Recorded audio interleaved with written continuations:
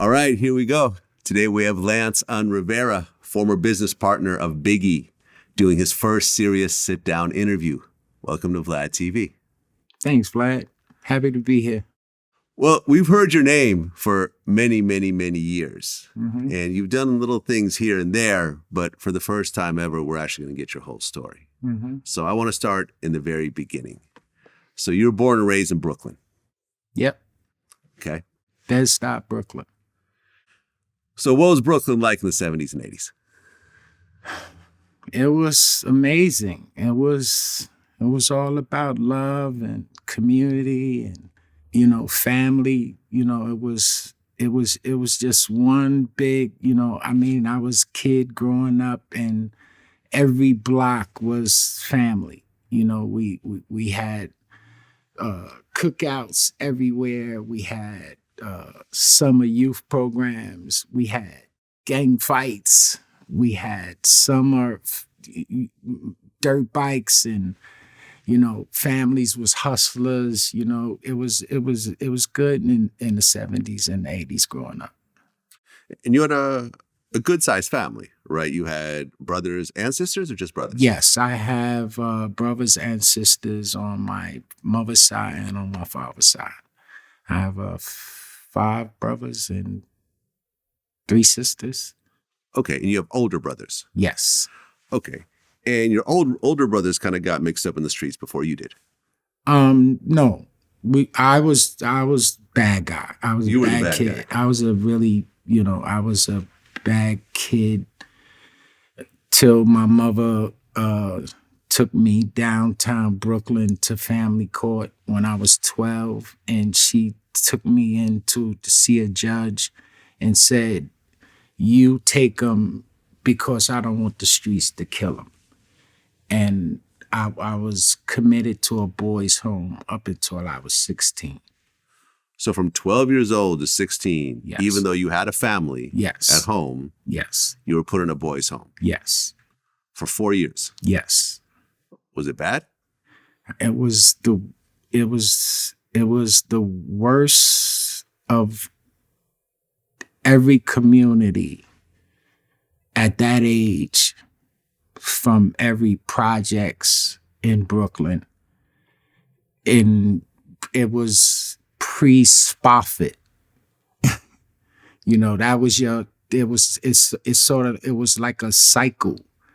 That was a project that was designed to, these are the stages that you go through to see if you're going to be a career criminal. Mm-hmm. And it was psychological warfare. It was kids, but the first time I ever heard about Thorazine was, where they had kids drugged up, walking around like zombies, the same things they do today. So it was pretty bad.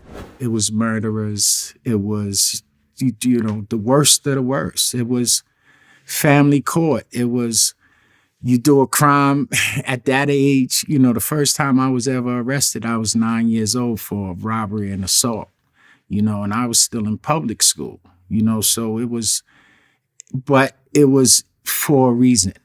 It was single mom, wanting to help. She had 3 boys at the time. My sister was just born. So it was like, it was trying to help provide. That was my mentality. That was the reason why I was so ambitious about money, and then being raised by, people who was like my mom's, but they were all hustlers and big time hustlers, Mm-hmm. Okay, so when you get out of 16, were you better or worse at that point? I was smarter. Okay. I became a really, really smart criminal.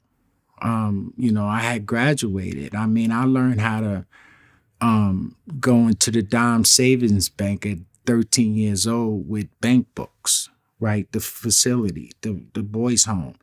They used to open up bank accounts for the kids in the building, and we used to steal the bank books, and we used to go into the banks and forge their names and withdraw that money. I used to break in the safes that they kept the weekly allowances that they gave, so I became a better, smarter criminal because I was around the best of the best. It was, but it's interesting because all through my life, like the crew that I was hanging out with, 37 years, they just coming home from prison, and it was like I was just on a different path.